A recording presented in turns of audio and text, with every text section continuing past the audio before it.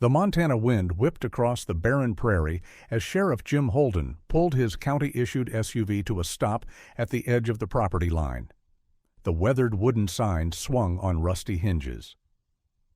Silver Creek Ranch, established 1952. 7 years of harsh Montana winters had taken their toll.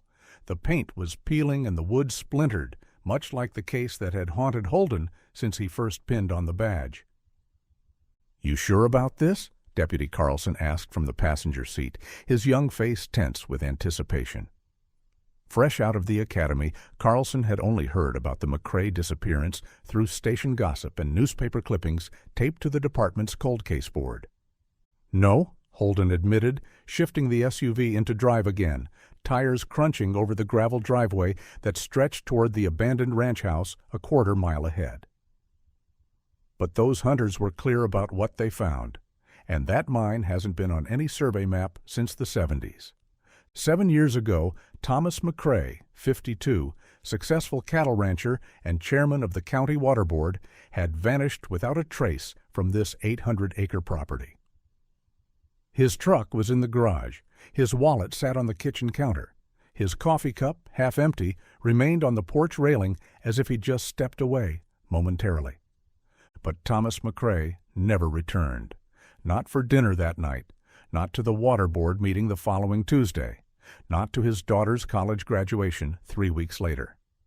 Now, hunters tracking elk through the northeastern section of his property had discovered something in an abandoned silver mine that would break open a case gone cold for 7 long years. "Sheriff, we've got company," Carlson said, nodding toward the ranch house where a black Ford F-150 was parked. A woman in her early 30s stood on the porch, arms crossed against the biting October wind. "That'll be Catherine McCrae," Holden said with a sigh. "Thomas's daughter. I called her before we headed out." The young woman's face was a mask of composure as they approached, but her knuckles were white where they gripped her upper arms. She wore her chestnut hair pulled back in a practical ponytail, dressed in faded jeans and a heavy canvas jacket. Ranch clothes, not the attorney's suit she typically wore at her law office in Billings. "Sheriff Holden," she acknowledged with a nod as they climbed the porch steps. "Catherine, this is Deputy Carlson. He's assisting with whatever those hunters found in the old Blackridge mine," she finished for him. "You were deliberately vague on the phone. I assume that means you found my father." Holden's weathered face creased with discomfort. "We haven't confirmed anything yet. That's why we're here." 7 years, she said quietly, her gaze drifting toward the distant hills where the abandoned mine was located. 7 years of not knowing if he was dead or alive, of wondering if he walked away from everything. From me?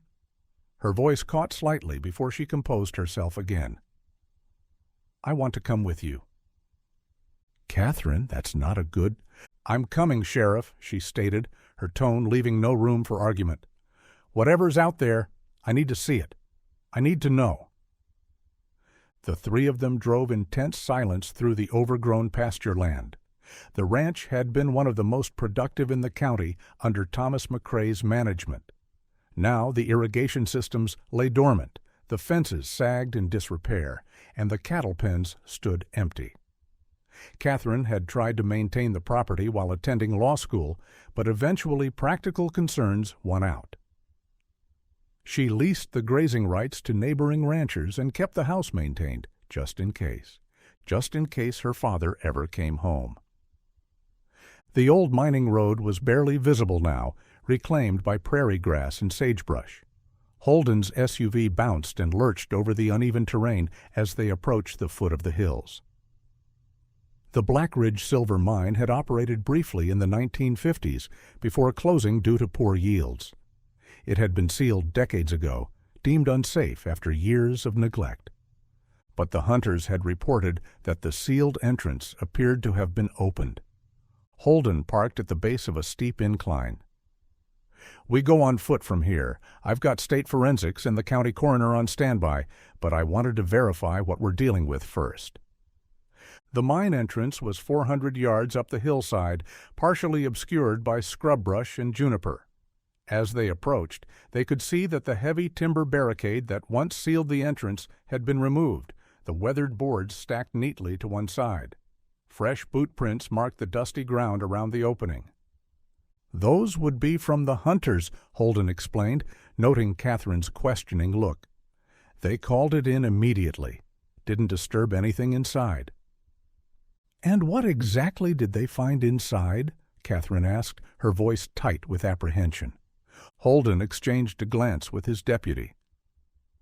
"A room, set up like someone had been living there, and bones." Catherine's face drained of color, but she squared her shoulders. "Show me?"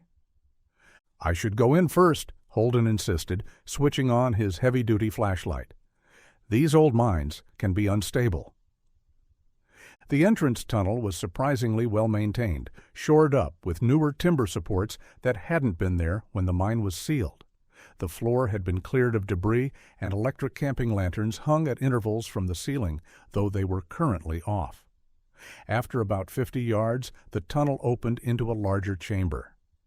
"My God," Carlson whispered as Holden's flashlight beam swept the space. The chamber had been converted into a crude living space. A metal frame cot stood against one wall, covered with a sleeping bag and pillow. A camping table held a propane stove and cooking supplies. Plastic storage totes were stacked nearby, presumably containing food and other necessities. A 5-gallon water dispenser sat in the corner. Battery-powered lanterns hung from hooks embedded in the rock walls. But it was what lay on the floor near the far wall that drew their attention. A human skeleton, partially clothed in what appeared to be the rotted remains of jeans and a flannel shirt. A heavy chain ran from a metal spike driven into the rock wall to a shackle still attached to the skeleton's ankle. Catherine made a strangled sound, somewhere between a gasp and a sob. "Catherine, you shouldn't—" Holden began, but she pushed past him, approaching the remains with trembling steps. "Is it him?" she asked, her voice barely audible. "Is it my father?" "We can't confirm that yet," Holden said gently. "We'll need dental records, DNA." Catherine knelt beside the skeleton, careful not to touch anything. Her eyes traveled from the shackled ankle to a dark stain on the rock floor beneath the skull. Then she noticed something glinting in the beam of Holden's flashlight. A watch on the skeleton's wrist, its face shattered. "That's his watch," she said, her voice hollow. "I gave it to him for his 50th birthday, 2 years before he disappeared." While Catherine stared at the remains of what was almost certainly her father, Holden and Carlson examined the rest of the chamber. In addition to the living supplies, they found a shelf containing notebooks, maps, and what appeared to be financial documents. "Sheriff," Carlson called, his voice tight with tension, "you need to see this." Holden joined him at the shelf, where Carlson had opened one of the notebooks. Inside were pages of handwritten notes, dates, and figures, organized like a ledger. At the top of the first page was written, "McCrae Water Rights Acquisitions." "This looks like financial records," Carlson said. "Property transactions. Payments." Holden flipped through several pages, his expression growing grimmer with each turn. "These aren't just any transactions. These are private water rights acquisitions all through the northern county, hundreds of acres worth." Catherine approached, her initial shock giving way to a focused intensity that reminded Holden of her father. "Let me see that." She scanned the pages quickly, her legal training evident in how quickly she processed the information. "These are fraudulent. These landowners never sold their water rights. This one, the Davis property, they've been fighting with the county water board for years over access to Silver Creek." "The water board your father chaired?" Holden noted. "Yes, but—" Catherine's breath caught as she turned another page. "This isn't my father's handwriting." Before Holden could respond, a noise from the tunnel entrance froze them all in place. Footsteps and the sound of something heavy being dragged. Holden motioned for Carlson to take position on one side of the chamber entrance, while he took the other, both drawing their service weapons. He gestured for Catherine to stay back, behind the stacked storage containers. The footsteps grew louder, accompanied by the scrape of what might have been a shovel or pick against the rock floor. A beam of light preceded the arrival of a figure in the tunnel, a man in his 60s, white-haired and wiry, dressed in work clothes and carrying a pickaxe. He froze when he spotted the officers, his weathered face registering shock, then anger. "Frank Blackridge," Holden said, recognizing the owner of the neighboring ranch. "What are you doing here?" Blackridge's eyes darted from Holden to the skeleton on the floor, then to Catherine as she stepped into view. His expression hardened. "Should have known you'd eventually find this place," he said, his voice a gravelly rasp. "Was coming to clean it up finally, after all these years." "Clean it up?" Holden repeated, his weapon still trained on Blackridge. "You mean dispose of Thomas McCrae's remains? The man you apparently kept prisoner here?" Blackridge's bitter laugh echoed in the chamber. "Prisoner? Is that what you think?" He gestured toward the living setup. "Does this look like a prison to you? The food, the supplies, the books? I kept him comfortable." "While chained to a wall," Carlson interjected, disgust evident in his voice. "That was only at the end," Blackridge insisted, "when he got desperate, tried to escape. I couldn't let him go, not after what he knew." "Which was what exactly?" Holden demanded. "Ask her," Blackridge nodded toward Catherine. "Ask her about the water, about what her precious father was really doing as head of the water board." Catherine stepped forward, her face pale but composed. "My father was protecting the county's water rights from corporate interests, from people like you who wanted to sell them off to the highest bidder." Blackridge's face contorted with rage. "That's what he told you?" "That sanctimonious bastard was the one selling us out. He was falsifying records, transferring water rights without owner consent, setting up shell companies to hide the transactions, all while playing the dedicated public servant." "You're lying," Catherine shot back, but Holden noticed a flicker of uncertainty in her eyes. "The notebooks," Holden said, glancing at the shelf. "They document water rights transactions. Catherine says it's not her father's handwriting." "Of course it's not," Blackridge scoffed. "It's mine. I kept the records after I caught him, made him tell me everything, every transaction, every bribe, every shell company. I wrote it all down as evidence." "Evidence you kept hidden for 7 years while you held a man captive until he died," Holden pointed out, his weapon still steady. Blackridge's shoulders slumped slightly. "I never meant for him to die. I just wanted the truth, wanted him to confess, to make it right. My family's been on this land for generations. When I found out he was selling off water rights that would eventually dry up my creeks, my cattle's drinking water." He shook his head. "I confronted him that morning. Things got heated. He fell, hit his head. I panicked, brought him here to figure out what to do." "So you chained him up and interrogated him," Carlson said flatly. "I was going to let him go, once I had all the information, once I could prove what he'd done. But then he developed an infection from the head wound. I tried to treat it, brought antibiotics, but—" Blackridge gestured helplessly toward the skeleton. "By then I was in too deep. Who would believe it was an accident?" Catherine had gone very still, her eyes fixed on the notebooks. "If what you're saying is true, why didn't you come forward with the evidence? Why let everyone believe my father had just abandoned his life? Abandoned me?" "The water rights were already gone," Blackridge said. "The corporations already had control through the shell companies he'd set up. Coming forward wouldn't have changed that, would have just landed me in prison. And you." He looked at Catherine with something like remorse. "You believed in him so completely. What good would it have done to destroy that too?" Holden holstered his weapon and pulled out his handcuffs. "Frank Blackridge, you're under arrest for the kidnapping and murder of Thomas McCrae." As Carlson read him his rights, Blackridge stared at the skeleton of the man he'd held captive. "I never wanted him to die," he repeated.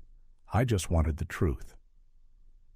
The forensics team arrived within the hour, transforming the mine chamber into a methodical crime scene. The coroner confirmed what they already knew. The skeleton was likely Thomas McCrae, though official identification would require dental records. Preliminary examination suggested blunt force trauma to the skull, followed by an infection that had eventually proved fatal. Catherine sat on a boulder outside the mine entrance, watching the investigators come and go.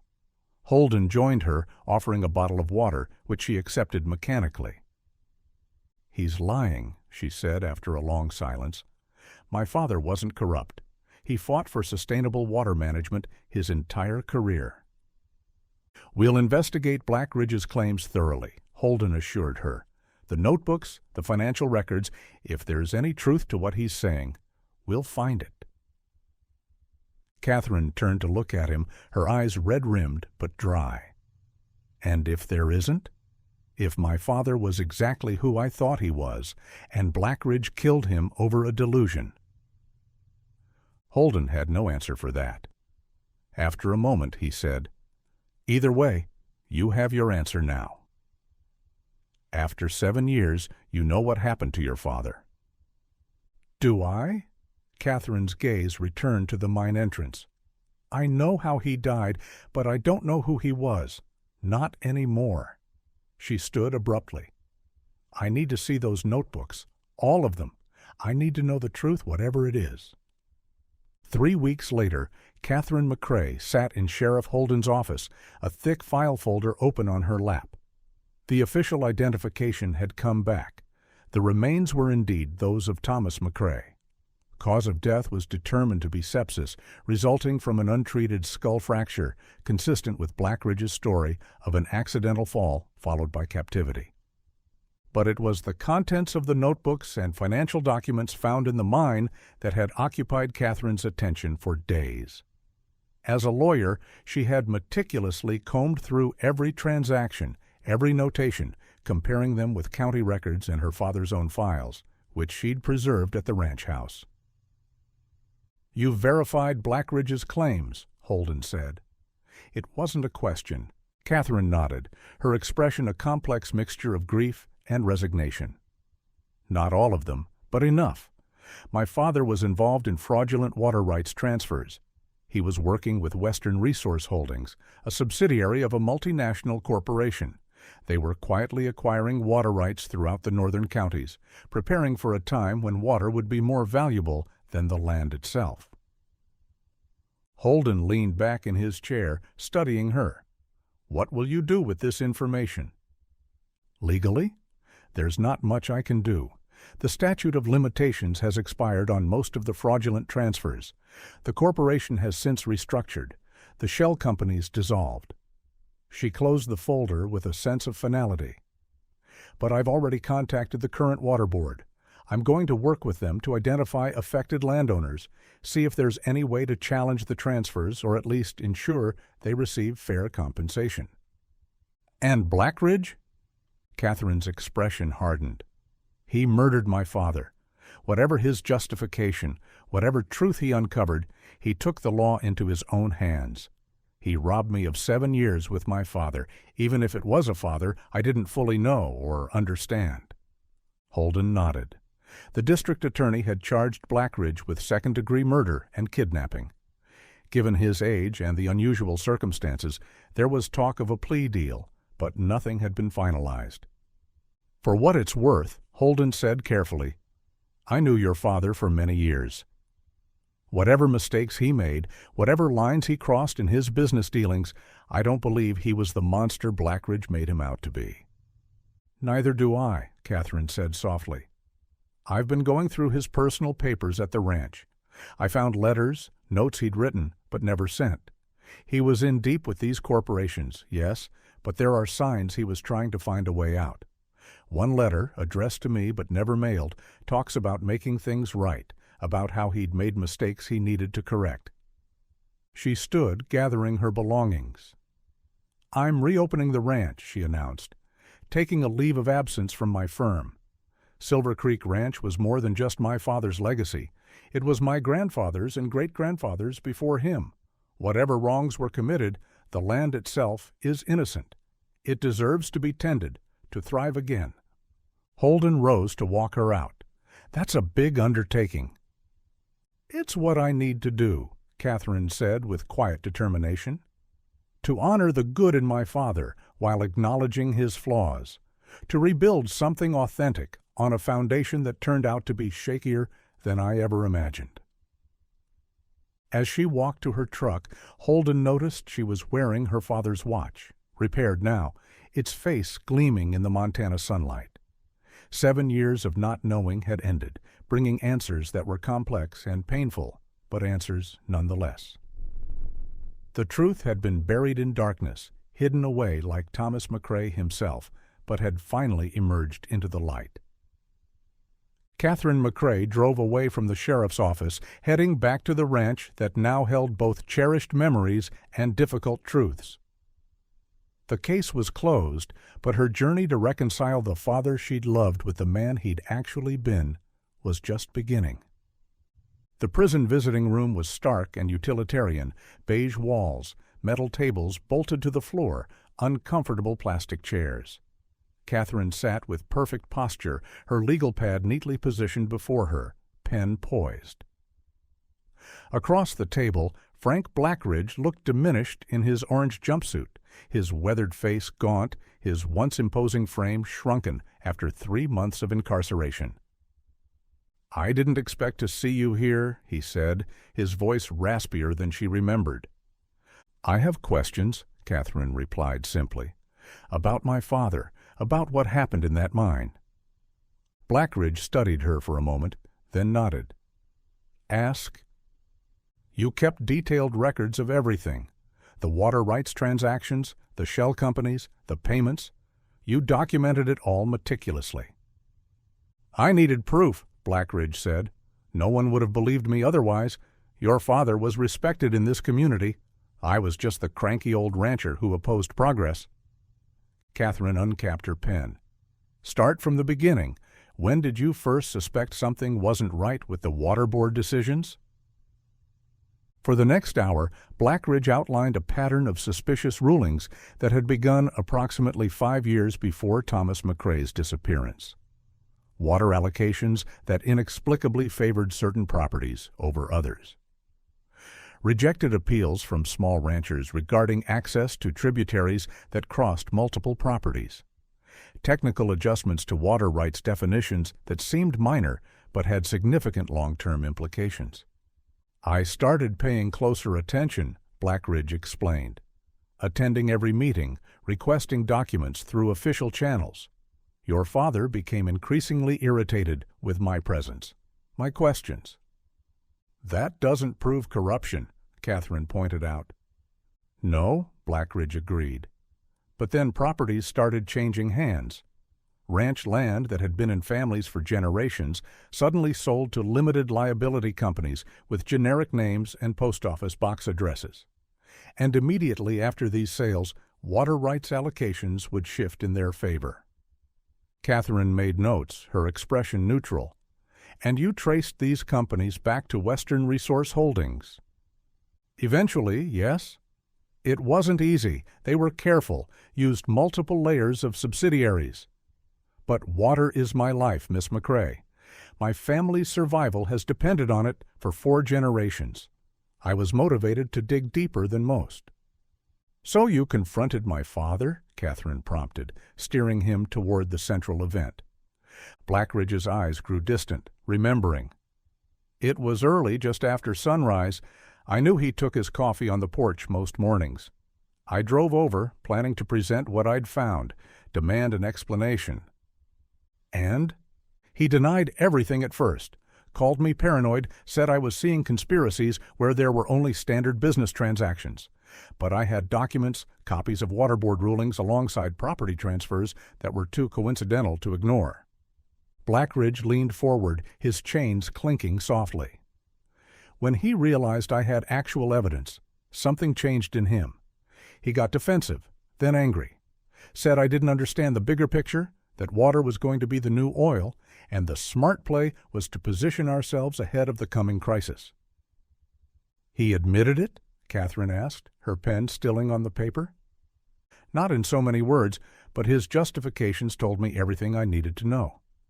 Blackridge's gaze dropped to his hands. He tried to buy me off, offered to ensure my ranch's water rights would be protected, guaranteed, said I could be part of the solution instead of fighting a losing battle. Catherine's jaw tightened. This aligned with documents she'd found in her father's home office, a draft agreement that would have granted the Blackridge Ranch exceptional water rights in exchange for Blackridge's silence and cooperation. When I refused, he got desperate, Blackridge continued, said it was too late to stop the process anyway, that the corporate interests were too powerful. We argued.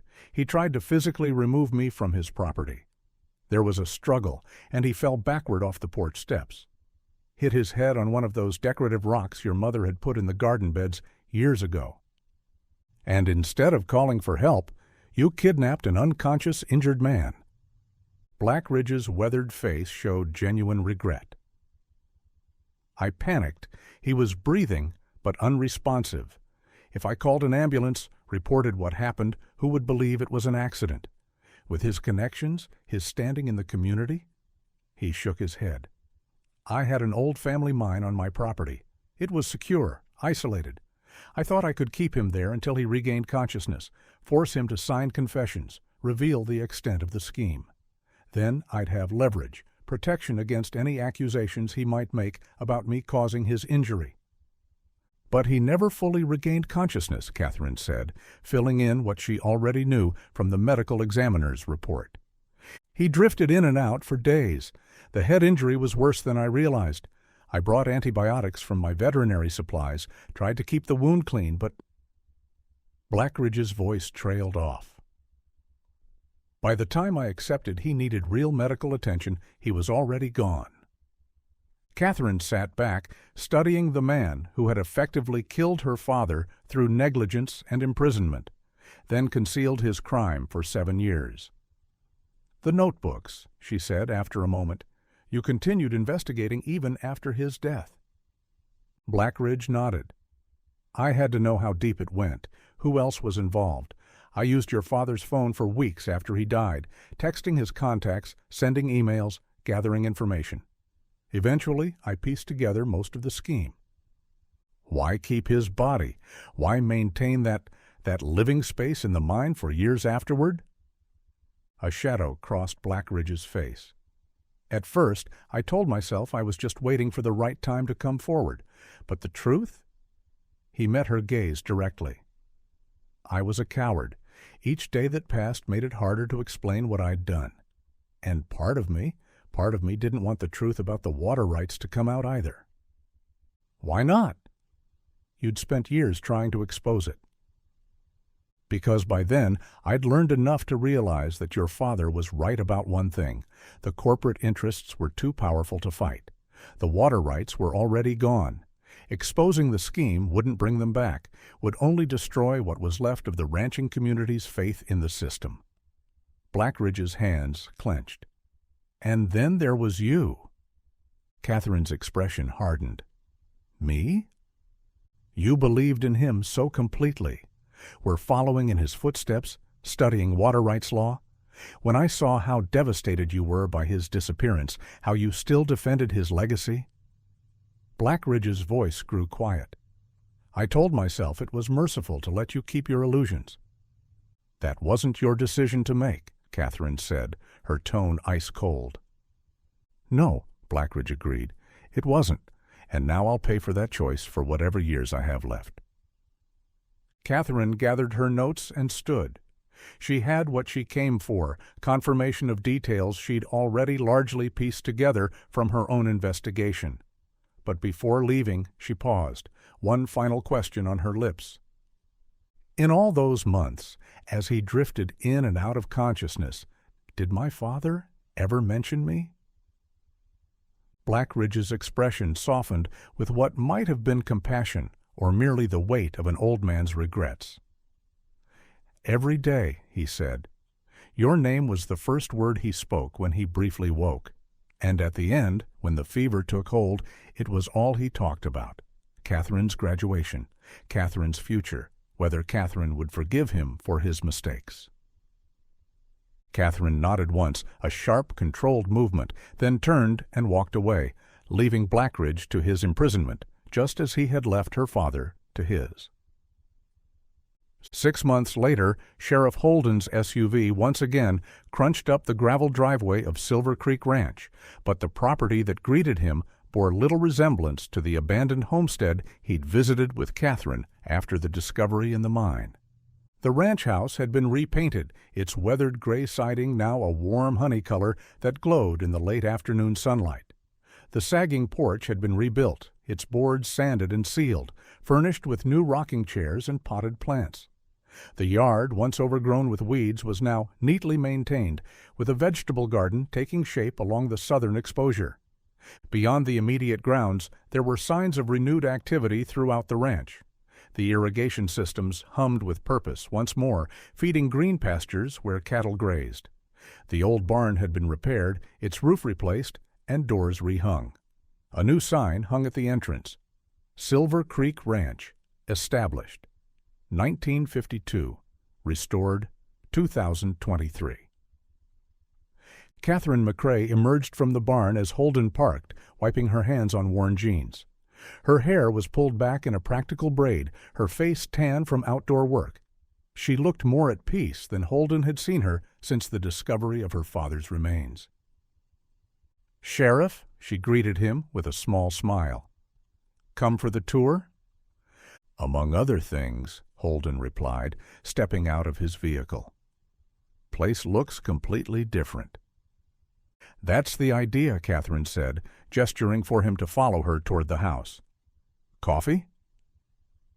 Inside, the transformation continued. The dated interior had been refreshed with new paint and refinished hardwood floors. Thomas McCrae's personal belongings were largely gone, replaced by a blend of new furnishings and carefully selected family heirlooms. It was both a break from the past and a thoughtful homage to it. Frank Blackridge accepted the plea deal, Holden said as Catherine poured coffee into earthenware mugs at the kitchen island. 20 years, eligible for parole in 7 due to his age and health conditions. Catherine nodded, her expression unreadable. "I know, the DA consulted me." "You supported the deal," Holden noted. "It wasn't a question." "I did," she handed him a mug. Not out of forgiveness, but practicality. A trial would have dragged out for months, possibly years, with appeals. Every detail of my father's actions, legitimate or not, dissected in public. And for what? To ensure an old man dies in prison instead of potentially getting out when he's in his 70s? She shook her head. "I have more important work to do." Holden followed her gaze out the kitchen window, where a small group of people were gathered near one of the outbuildings. "The Water Rights Commission?" "Yes." Catherine's expression brightened with purpose.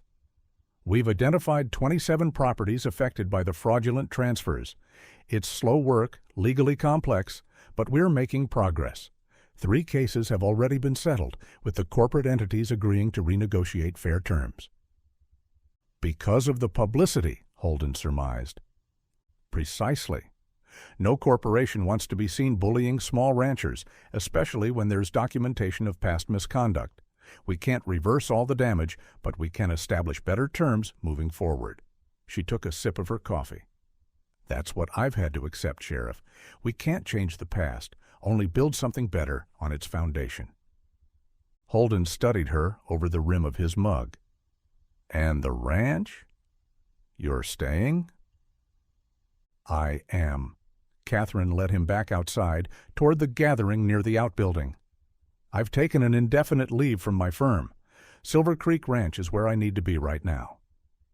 As they approached, Holden recognized several local ranchers among the group, along with what appeared to be water management specialists reviewing maps spread across a folding table. "We're establishing a cooperative," Catherine explained, pooling resources, sharing equipment, coordinating water usage to maximize efficiency while ensuring sustainability. The legal structures my father helped create to benefit corporations? I'm repurposing them to protect the small ranchers instead. There was a poetic justice to it that wasn't lost on Holden. "Your father would be proud," he said, then immediately regretted the platitude. But Catherine didn't bristle. Instead, she considered his words thoughtfully. Perhaps the man I thought my father was would be? The man he actually was? She shrugged. I'll never know. But I'm not doing this for him, not really. I'm doing it because it's right, and because this land, this community, deserves better than what it got from either my father or Frank Blackridge. As Catherine greeted the assembled ranchers, introducing Holden and seamlessly joining their technical discussion about aquifer access points, he was struck by how she had transformed tragedy into purpose. The mystery of Thomas McCrae's disappearance had been solved, bringing answers that were complex and painful. But instead of being destroyed by these revelations, his daughter had found a way to acknowledge them while charting a new course. The sun was setting over Silver Creek Ranch as Holden departed, casting long shadows across land that was coming back to life after years of neglect. In his rearview mirror, he could see Catherine standing with the ranchers, pointing toward the distant hills where water resources lay beneath the surface, invisible but essential, much like the truth that had been buried for 7 long years before finally coming to light. The case was closed, but its ripple effects continued, touching lives throughout the county. A father's legacy, both his achievements and his mistakes, lived on through his daughter's determination to make amends and build something better. And somewhere, in the complex calculations of justice and redemption, there was a balance being restored. Drop by, precious drop. The courtroom was nearly empty when Catherine slipped into the back row, just as the proceedings were beginning. Frank Blackridge's sentencing had drawn little media attention, a 7-year-old disappearance of a local rancher, resolved through a plea deal, hardly qualified as headline news in a state with more pressing concerns. District Judge Eleanor Harmon, known for her no-nonsense approach, gazed down at Blackridge from the bench. He stood with his court-appointed attorney, looking older than his 63 years in his ill-fitting suit, hands clasped before him. "Mr. Blackridge," Judge Harmon began, "you have pleaded guilty to manslaughter and false imprisonment in the death of Thomas McCrae. Before I pronounce sentence, do you wish to make a statement to this court?" Blackridge nodded, clearing his throat. "Your Honor, I've had a lot of time to think about what I did and why I did it. I could tell you I was trying to expose corruption to protect my land and livelihood. That would be true, but it wouldn't excuse my actions." He paused, his weathered hands gripping the podium. "The fact is, I took the law into my own hands. When Thomas McCrae was injured in our confrontation, I made a choice that led directly to his death. Then I compounded that crime by concealing it for 7 years, letting his family suffer with not knowing." Catherine watched from the back, her expression carefully neutral as Blackridge continued. "I can't undo what I've done, can't bring Thomas back or give his daughter those lost years. All I can do is accept responsibility and the consequences that come with it." His voice grew softer. "Water is precious in Montana, Your Honor, worth fighting for, but no water rights dispute, no matter how serious, justifies what I did." Judge Harmon considered him for a long moment. "Mr. Blackridge, this court acknowledges your acceptance of responsibility and your cooperation since your arrest. I also recognize the unusual circumstances surrounding this case, including evidence of improprieties by the victim in his official capacity." She adjusted her glasses, consulting the papers before her. "Nevertheless, a man died while in your unlawful custody, and you concealed that death for 7 years, causing immeasurable suffering to his family and community. In accordance with the plea agreement approved by this court, I hereby sentence you to 20 years in the Montana State Prison, with eligibility for parole after 7 years. The gavel struck, and it was done. As Blackridge was led away by court officers, his eyes met Catherine's across the courtroom. He gave a small, solemn nod, which she acknowledged with the barest inclination of her head. Outside, on the courthouse steps, Catherine encountered Sandra Davis, one of the ranchers whose water rights had been fraudulently transferred under her father's oversight. "I didn't expect to see you here," Sandra said, falling into step beside Catherine as they descended to the parking lot. "I needed to see it through," Catherine replied, her gaze still on the courthouse doors where Blackridge had disappeared. "For closure, I suppose?" Sandra studied her with sympathetic eyes. The Davis family had been among the first to join Catherine's cooperative water management initiative. Was it worth it? Getting justice after all this time? Catherine considered the question as they reached her truck. Justice is a complicated word in this case. My father committed wrongs. Blackridge committed wrongs in response. And She trailed off, then squared her shoulders. "I'm trying to make something right out of all of it." "You're doing more than trying," Sandra assured her. "The cooperative is already making a difference. 3 more families joined last week." A small smile touched Catherine's lips. "That's good news. We'll need to adjust the irrigation schedules, but it's manageable." She opened her truck door, then paused. "You know, when I was growing up, my father used to say that water finds its own level eventually. I think he meant it as a business philosophy, but I've come to see it differently. Truth is, like water, it may be diverted or dammed up for a while, but eventually it finds its way to the surface." The first anniversary of Thomas McCrae's funeral, conducted 7 years after his death but only months after the discovery of his remains, found Catherine standing alone at his grave. The cemetery was peaceful in the early morning light, dew still clinging to the grass around the simple granite marker. She placed a small bouquet of wildflowers gathered from the ranch property against the headstone, then stepped back, arms crossed against the autumn chill. "I spoke with Mom yesterday," she said quietly, as if her father could hear. "She's doing well in Arizona. Sends her regards. She didn't want to come back for this, said she'd made her peace with losing you years ago."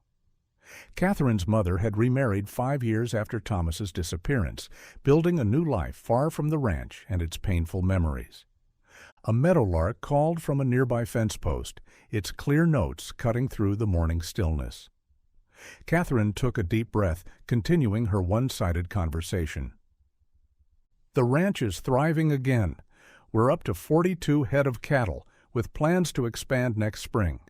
The cooperative now includes 15 properties across the northern county. We're actually implementing some of your more legitimate water management strategies." A hint of irony colored her voice. "Turns out you did have some good ideas when they weren't serving corporate interests." She knelt, brushing a fallen leaf from the base of the headstone. "I found your journals in the attic last month. The personal ones, not the business records. Read them all, cover to cover." Her voice grew softer. "You were more complicated than I ever realized. Ambitious, yes. Willing to cut corners, absolutely.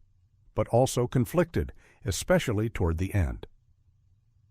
The entries from the months before his disappearance had revealed a man increasingly troubled by the path he'd chosen, searching for a way to extricate himself from commitments made to powerful interests without losing everything he'd built.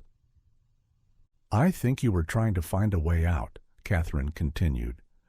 "Those draft letters I found, the ones you never sent, to the state water commissioner, to the county attorney, to me. You were preparing to come clean, weren't you, before Blackridge confronted you?" The timing had been the cruelest irony. Thomas McCrae, after years of questionable dealings, had finally reached a point of reckoning, only to have fate intervene in the form of Frank Blackridge's vigilante justice. "I've been asking myself what you would think of what I'm doing now," Catherine said, rising to her feet again.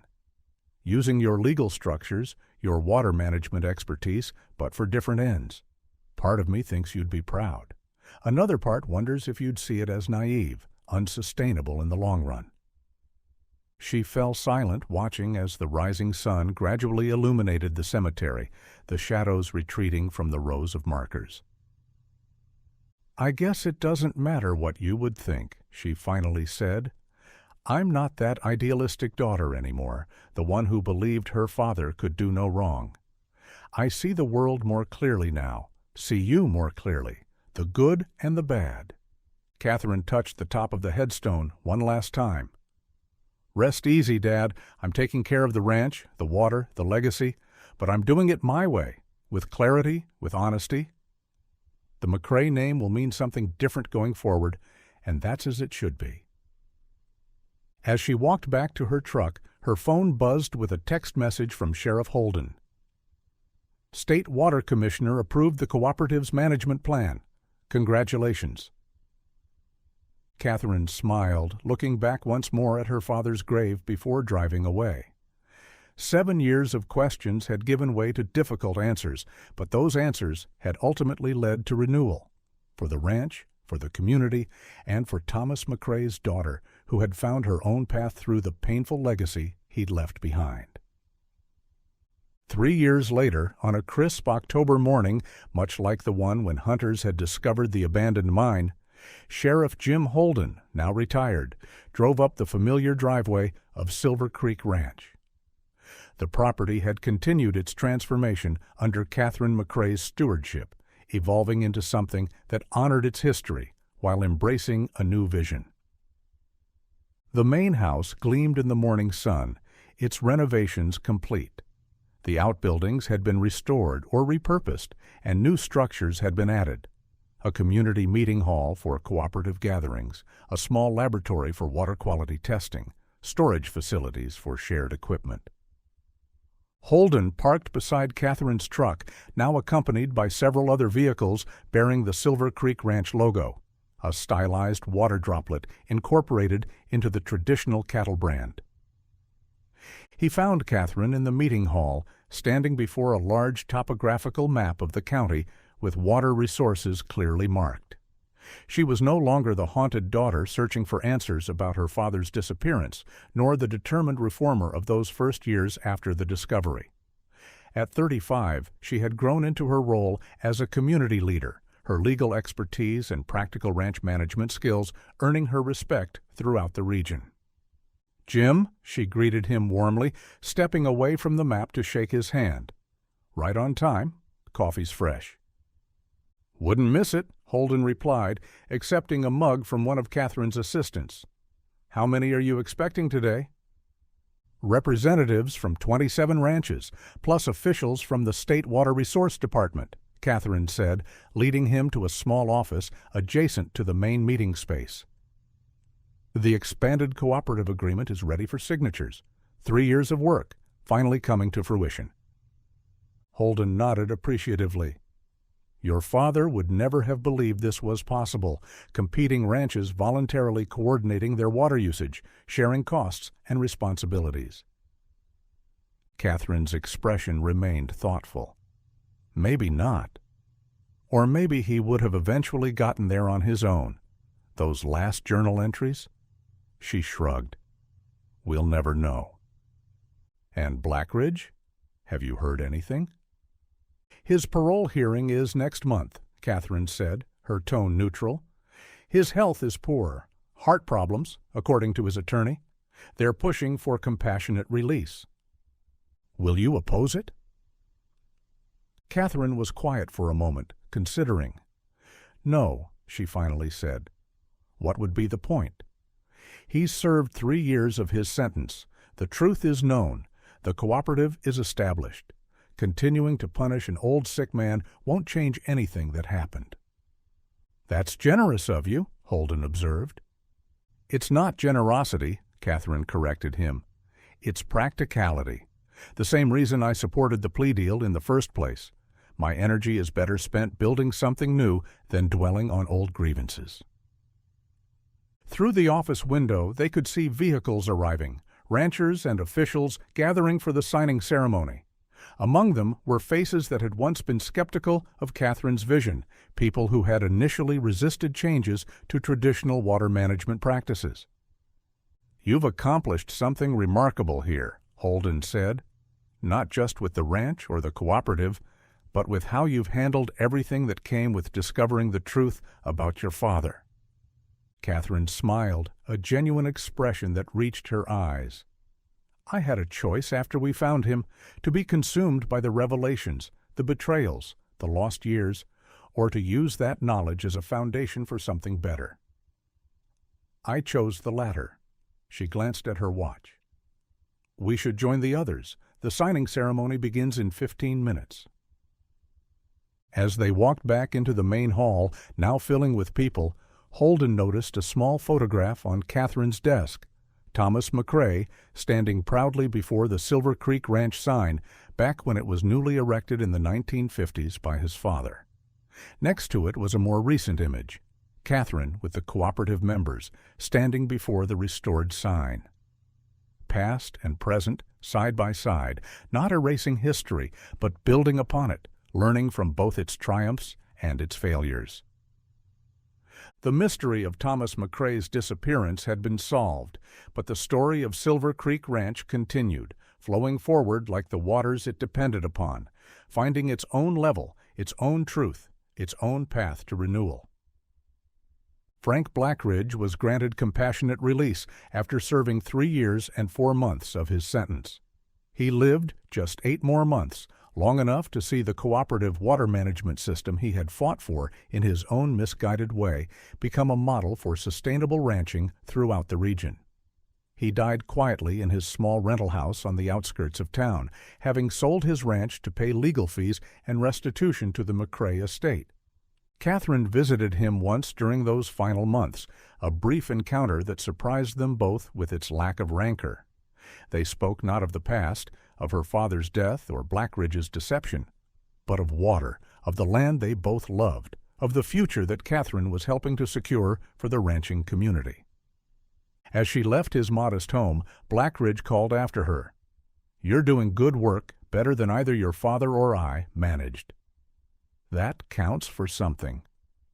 Catherine paused on his porch, considering her response. "It counts for everything," she finally said. "It's all that matters now." And with that, she walked away, leaving the past buried where it belonged, focusing instead on the horizon ahead, where Silver Creek Ranch stood as a testament to the possibility of redemption, the power of truth, and the resilience of those who choose to build rather than destroy.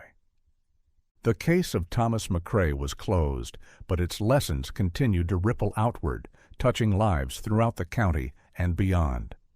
The water flowed on, finding its own level, just as truth eventually finds its way to the surface, no matter how deeply it's buried or how long it remains hidden in darkness.